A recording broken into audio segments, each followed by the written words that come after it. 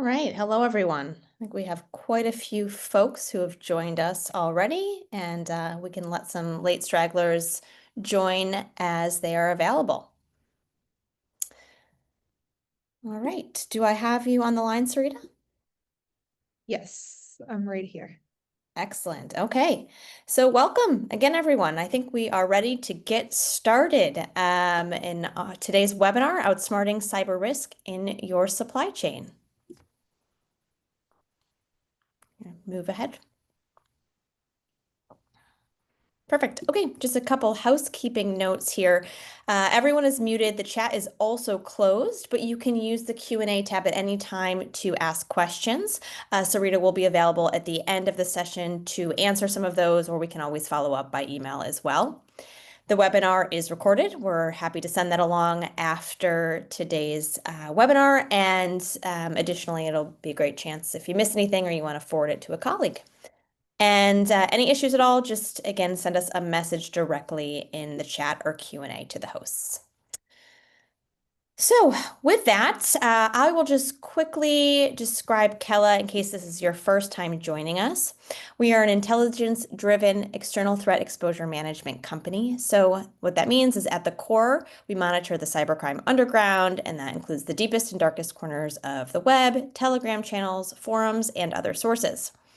So we combine that with all of the acronyms and things you see on this slide, including external attack surface management, third-party risk management, Gen AI security, among other things.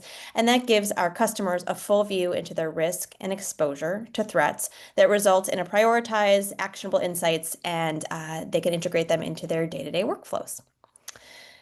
All right, so I should have introduced myself already, but here I am. I'm Nicole Knoll. I'm a Senior Director of Marketing based in North America, and joining me today is Sarita Gans. She is part of our TPRM team, and as you may see in some of the slides in the demo that she walks through, the Sling logo, and that is our portfolio of TPRM products that you'll hear about today. So with that, I'll pass it over to Sarita, and I'm excited to hear what she's got for us today. Thank you, Nicole, and hello and welcome everyone. Thank you for joining today's webinar. As Nicole said, I'm Sarita, Product Marketing Manager for our TPRM solution. And over the next 35 minutes or 40 minutes, we're going to explore how to think and kind of like manage all the cyber risks that come from working with vendors, supplying, and service providers. So everything that is part of that third party or supply chain. So whether you're just starting to build your program or looking to like tighten up the basics, this session is designed to give you a clear foundation. And we're going to cover why third-party risk matters, the common types of cyber risks in vendor relationships, what a simple and effective program can look like, best practices for risk management, and we're going to have a live demo.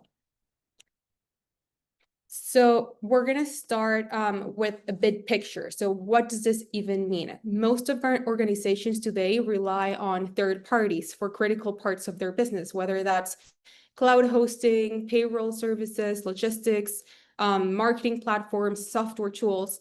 So on average, 60% of organizations are working with over 1,000 third parties, which include some of the ones I mentioned earlier. And these vendors often process a lot of your data, if not most of them. They connect your systems and they provide key business functions. So the risk with this is that you can outsource service, but you cannot outsource the responsibility to manage those threats that come from those third parties. So if one of your vendors or your third parties gets hacked, has a misconfiguration or fails to secure access to your data, it's your business and it's your customers and your reputation that will eventually take the hit, not necessarily them. So we've seen this time and time again. A small vendor with very weak controls becomes the weak link in otherwise a secure environment.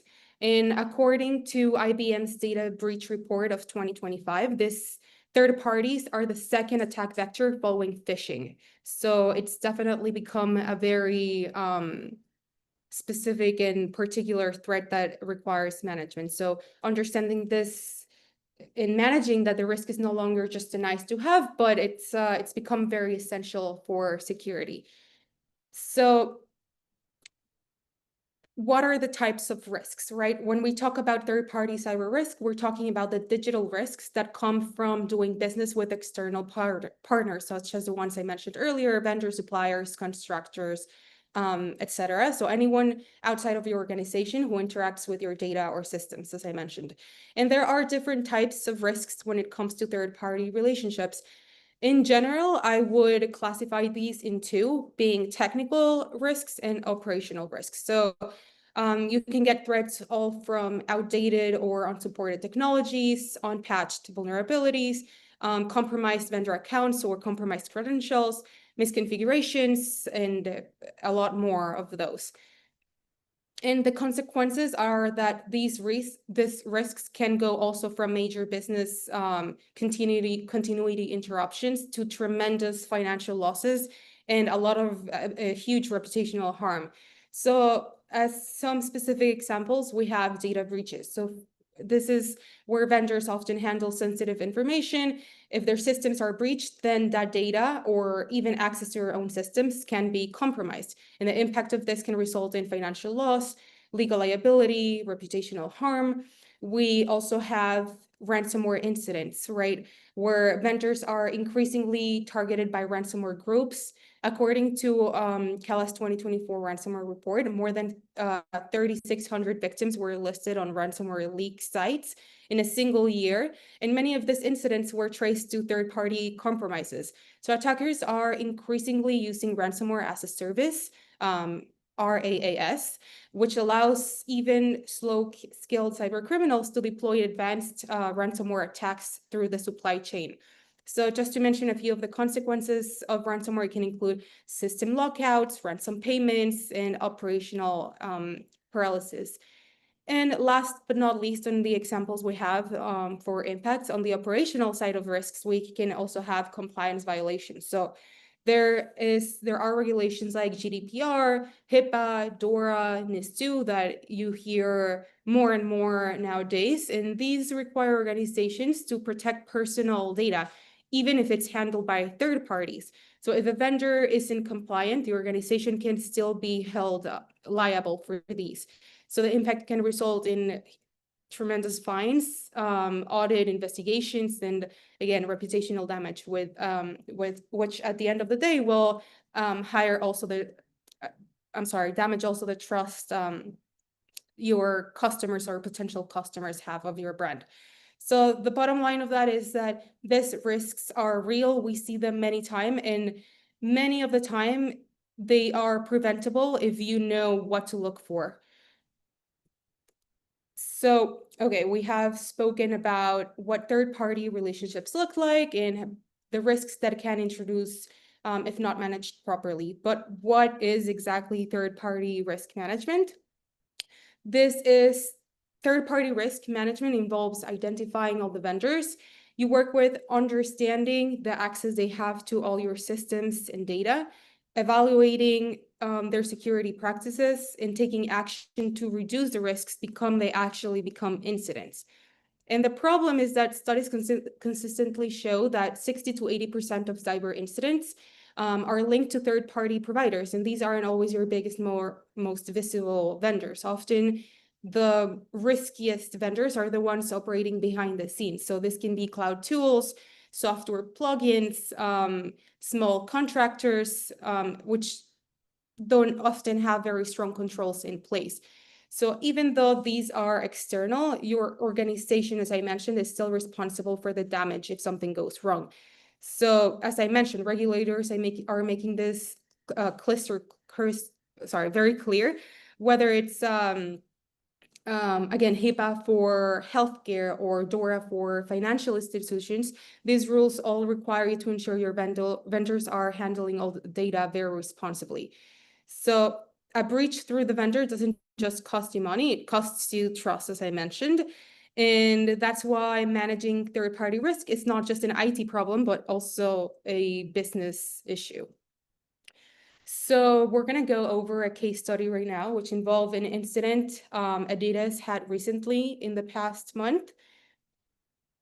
So Adidas discovered that a cyber criminal had gained unauthorized access to a vendor that handles their customer service interactions.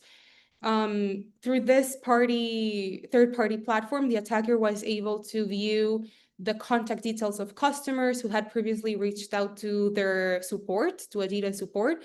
And these included the names, email addresses, phone numbers, and although the exact number of people affected was undisclosed, the analysis estimated that the breach may have impacted several million individuals across both Europe and North America.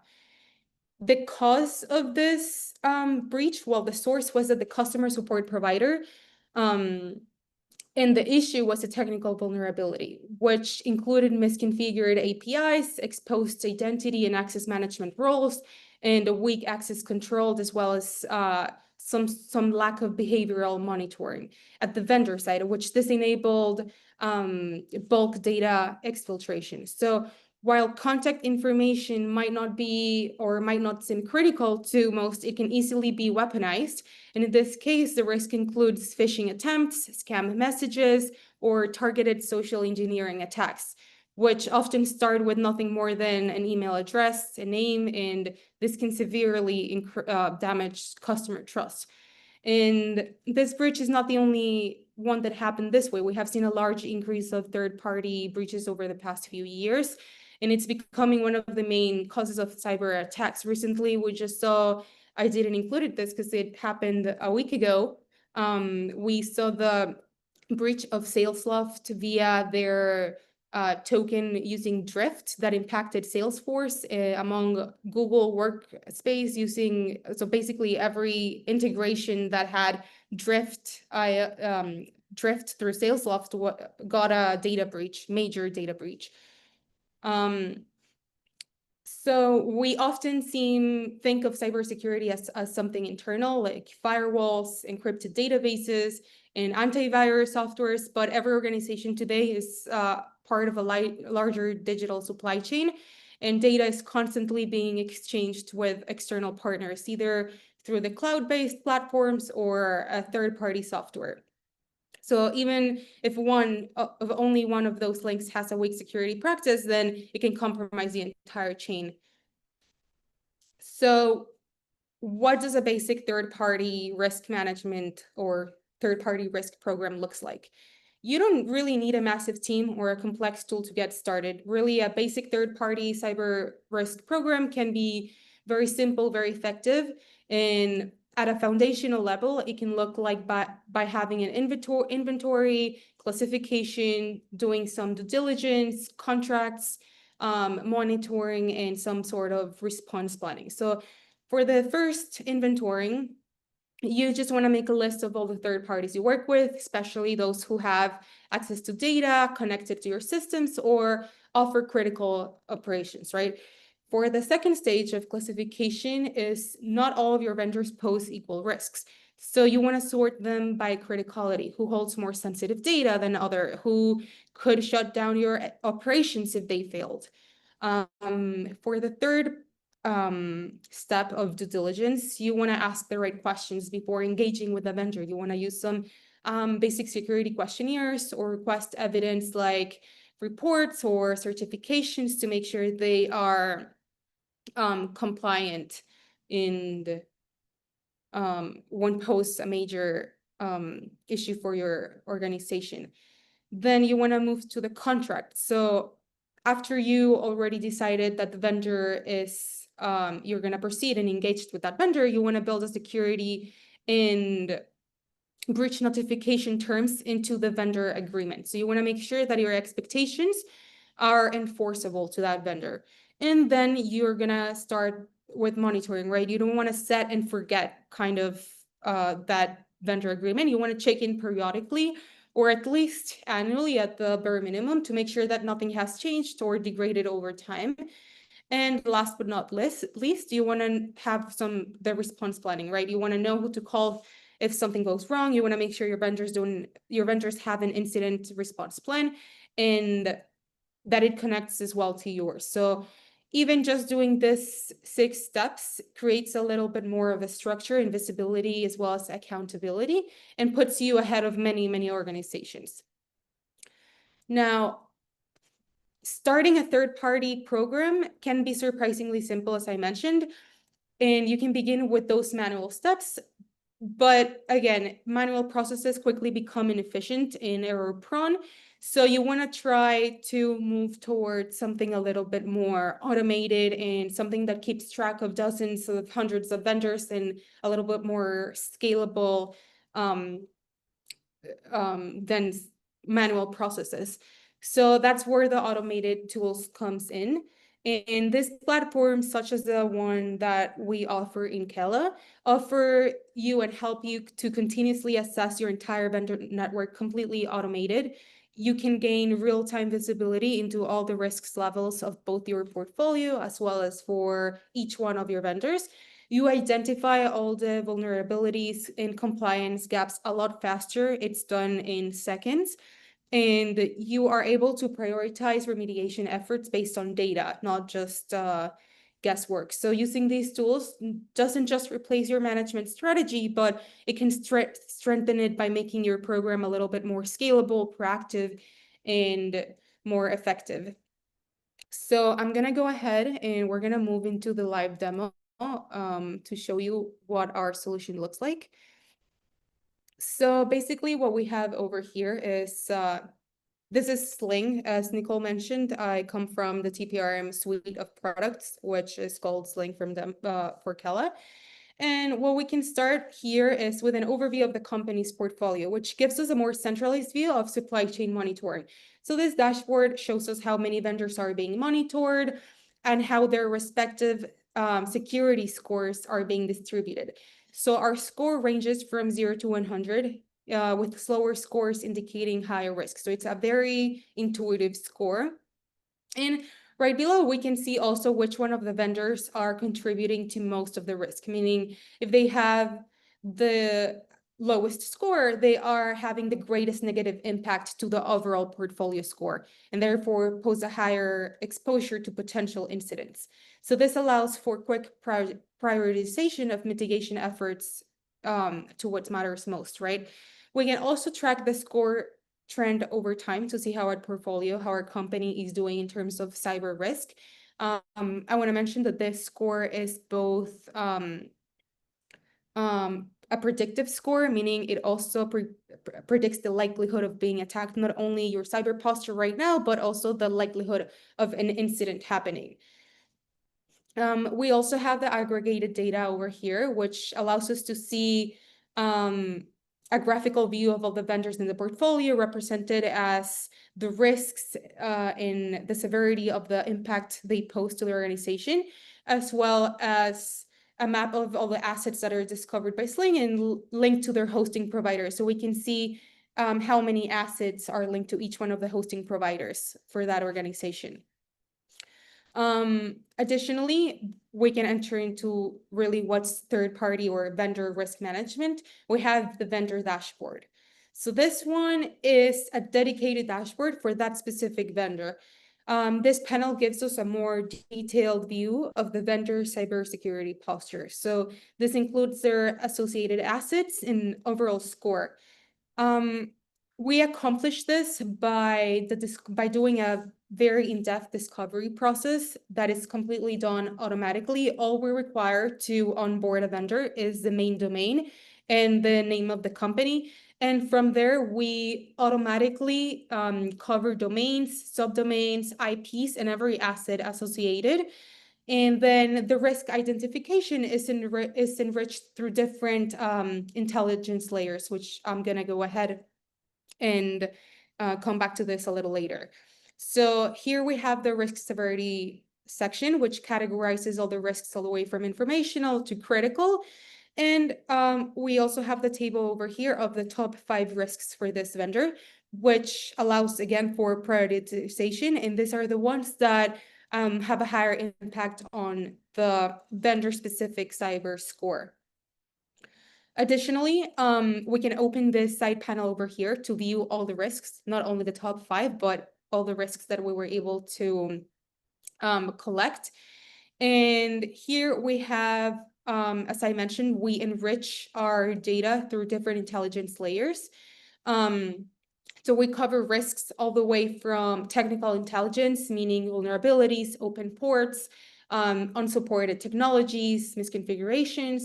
We also cover surface and dark web intelligence, using our like Kella's data lake, which covers more than 10 years of sources, proprietary sources. So we cover leak data, exposed credentials, breach history, and initial access indicators, as well as ransomware intelligence.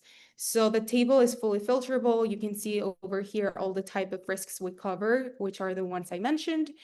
And all the data is, of course, downloadable via CSV. We cover integration, so everything is also available through API. Now, over here, in what we consider to be one of our differentiators and something extremely useful, is that we offer an attacker's view. Everything we bring in all the results are from an attacker's perspective, meaning from the outside in rather than from the inside out, which is the approach most organizations take right now.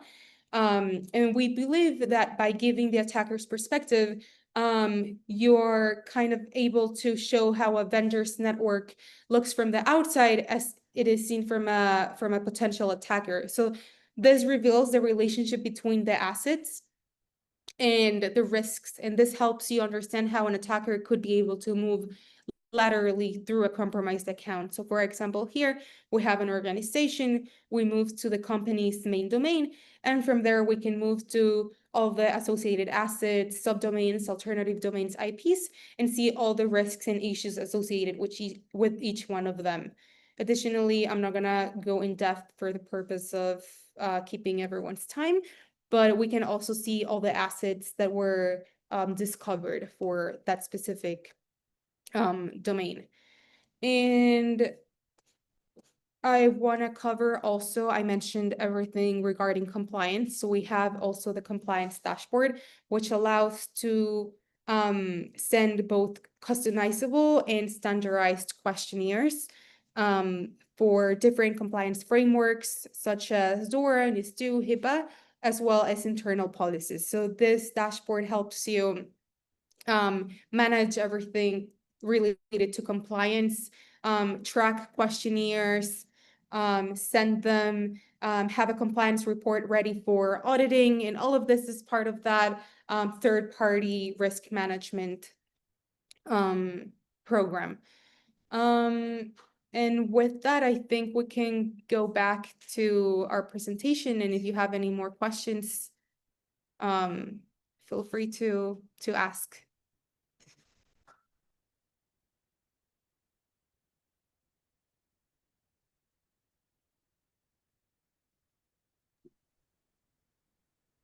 Perfect.